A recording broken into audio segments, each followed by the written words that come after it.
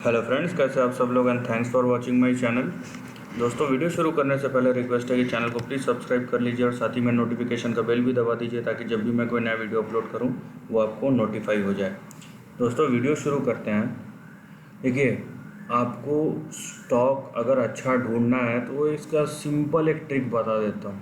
देखिए, मैंने बहुत बार बताया है, सिंपल ट्रिक बता देता हूँ। जो चीज़ ऊपर की तरफ जाता है उसमें आप पैसा लगाइए, जो चीज़ नीचे की तरफ आता है उसको देखना बंद कर दीजिए। राइट, सिंपल सा ट्रिक है, कोई लॉजिक लगाने की ज़रूरत नहीं, कुछ करने की ज़रूरत नहीं। आपका 50 से 60% जो लॉस है ना, ऐसे ही रुक जाएगा। प्रॉब्लम तब होता है जब हम होशियारी बोलते हैं ना उसको, स्मार्टनेस हम दिखाने की कोशिश करते हैं। हम सबको याद रखना चाहिए कि अगर कोई चीज़ गिर रहा है उसके पीछे रीज़न है, और अगर बहुत ज़्यादा गिर रहा है तो समझ लीजिए कुछ ना कुछ गड़बड़ है। वहाँ पे मैं वैल्यू ढूंढने की कोशिश नहीं करूँगा, ठीक है। और ख़ासकर अगर आप नॉन फाइनेंस बैकग्राउंड के हैं, ये टॉपिक से, इन्वेस्टमेंट के टॉपिक से, या फिर आप बोल लीजिए कि वैल्यूएशन या फाइनेंशियल मॉडलिंग, ये सब से आपको कोई लेना देना नहीं है, तो फिर तो जो मैंने शुरू में बोला कि दूर रहिए जो चीज़ समझ में नहीं आता उससे। जाहिर सी बात है ना, अब मोबाइल खरीदते 10 चीज़ देखते हैं और आप वही कौन सा ब्रांड का मोबाइल खरीदते हैं जिसके फंक्शंस अच्छे हो, फीचर्स अच्छे, वही खरीदते हैं ना। तो जब स्टॉक ढूंढेंगे तो आप वो स्टॉक क्यों ढूंढते हो नीचे जा रहा हो? आप तो वही स्टॉक ढूंढना चाहिए ना जो ऊपर जा रहा हो, लेकिन उसका इन बिटवीन करेक्शन चलता है, वो अच्छा बाइंग का मौका होता है ना। ये जो चार्ट आप देख रहे हैं, ये एक स्मॉल कैप कंपनी है स्टील सेक्टर की, उत्तम वैल्यू स्टील, राइट। ये उसका चार्ट है। अब आप ये चार्ट देख लीजिए, ये भी ये कंटिन्यूस अगर आप देखते हैं तो 2007 का जो हाई है, कहाँ पे था ये? 8 रुपये के आसपास था। अभी ये आके आप देखिए ये कहाँ तक गिर गया है। और ये ऐसा नहीं है कि अभी जो आप करंट देख रहे हैं, ये यहाँ पे देखिए, ये कंटिन्यूस 19 पैसा 20 पैसा उसके बाद थोड़ा ऊपर गया है। तो ये ऐसा नहीं है कि यहाँ पे रुक गया है प्राइस या और कुछ हो गया है। यहाँ पे बहुत बार जब वहाँ पे कोई बेचना खरीदने वाला रहता ही नहीं है, तो ऐसा रुक जाता है, हॉल्ट हो जाता है। उसके बाद कुछ ना कुछ एक्टिविटी होता है स्टॉक में, फिर लोग ख़रीदना शुरू कर देते हैं। वो आप समझ लीजिए कि पेनी स्टॉक समझ के, और उसके बाद वो फिर बिकना शुरू हो जाता है। सिंपल सा लॉजिक है, राइट। सो आप देखिए, मैंने एक तो बता दिया टेक्निकल्स पे कि जो नीचे ऊपर जा रहा है उसमें आप खरीदिए। नंबर 2, आपको अगर टेक्निकल समझ में आता है, अब इसका फंडामेंटल देखिए, ये कंपनी के फंडामेंटल ऐसे ही वीक है, राइट। और दूसरा, आप इसका डेट टू इक्विटी देखिए, ठीक है। एक तो ज़्यादा डेट टू इक्विटी और एक तो नेगेटिव डेट टू इक्विटी, दोनों ही ख़राब है। ज़्यादा डेट टू इक्विटी मतलब आपके पास 10 रुपये है लेकिन आपका उधार चुकाना है 20 रुपये का, नहीं चुका सकते, ये हो गया ज़्यादा debt to equity. Negative debt to equity तब होता है जब आपके पास पैसे है ही नहीं लेकिन उधार बहुत सारे हैं, उसको बोलते हैं नेगेटिव डेट टू इक्विटी। अब जिस कंपनी का इक्विटी ही नहीं है, इक्विटी बेस ही नेगेटिव है, आप उस कंपनी को वैल्यू किस हिसाब से करेंगे? ठीक है। तो उसमें जो प्राइस ऊपर नीचे जाता है वो खाली एक ट्रेडिंग है, उससे ज़्यादा कुछ नहीं।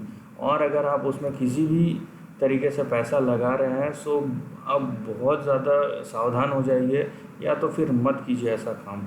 आप पैसे और टाइम दोनों की बर्बादी कर रहे हैं। हो सकता है आप एक ट्रेड में 20 पैसे का चीज़ खरीद के 2 रुपये में बेच भी दें, बड़ा प्रॉफिट है, लेकिन वो हर बार नहीं होता है।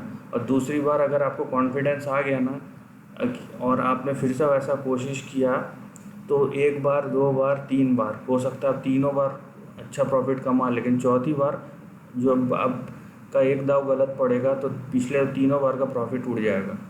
सो हमें कमाना है, हमें गैम्बलिंग नहीं करना और गंवाना नहीं है, और जहाँ समझ में नहीं आता है उस रास्ते जाना नहीं है।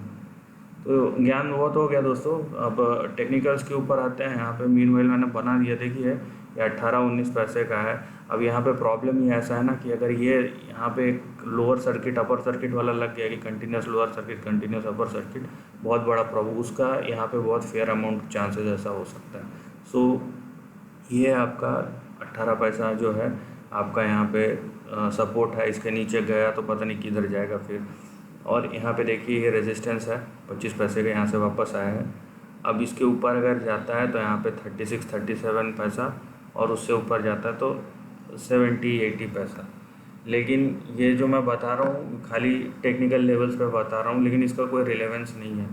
ये जाएगा भी तो भी कोई रिलेवेंस नहीं है, नहीं जाएगा तो भी कोई रिलेवेंस नहीं है, क्योंकि ट्रेडिंग पे आप कमा ले लेकिन इन्वेस्टमेंट पे आप नहीं कमा पाएंगे, ठीक है। सो वो कोई बेट नहीं होता कि आप ऐसी कंपनी चुने जिसका इक्विटी गायब हो। सो आप उस कंपनी में बेट लगा के आप क्या प्रूव करना चाहता है कोई भी मेरे को नहीं पता, और अपने आप को अगर वो खरीद के लॉन्ग टर्म इन्वेस्टर बोल रहा है तो ठीक है। तो ये सब चीज़ें आपको समझनी ज़रूरी है। So stay away, stay alert. बाकी मैंने आपको बता दिया है यहाँ पे रेंजेस के बारे में। सो थोड़ा सा सतर्क रहिए। आप 100% की जगह 20% कमाइए, वो ज़्यादा अच्छा है, लेकिन 20% में आपको पता है कि श्योरिटी है, सो आपको रिटर्न आएंगे ही आएंगे।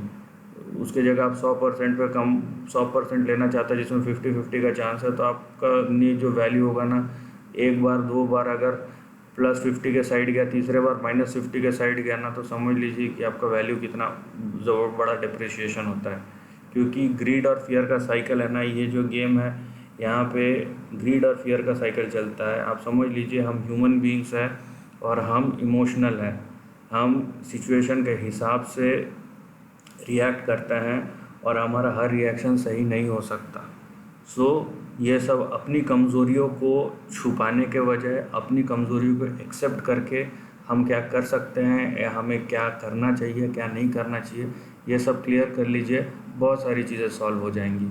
रेस्ट अगर आपको और भी कुछ जानना है तो मैंने फंडामेंटल्स टेक्निकल सबके ऊपर वीडियो बनाए, आप थोड़ा सा टाइम स्पेंड कीजिए। मैं कोई प्रमोशन नहीं कर रहा हूँ, आपके ऊपर है।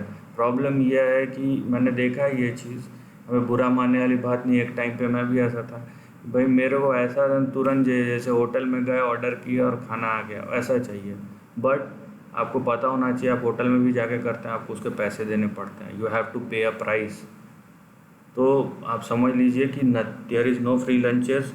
और स्टॉक मार्केट एक ऐसा है ना जहाँ पे आप अगर गलत डिसीजन लोगे तो उसका रिज़ल्ट आपको दिख जाएगा तुरंत। आप फ्रस्ट्रेशन निकाल सकते हो लेकिन आपके पैसे वापस नहीं आने वाले। सो मैं बार बार बोल रहा हूँ, stay safe, stay alert, be informed. So that's the end of the video. दोस्तों वीडियो पसंद आया है तो लाइक और शेयर कीजिए, थॉट्स कमेंट सेक्शन में लिख के बताइए, और ऐसे ही नए कंटेंट के लिए चैनल को प्लीज़ सब्सक्राइब कीजिए। Lastly, take care of your family and friends.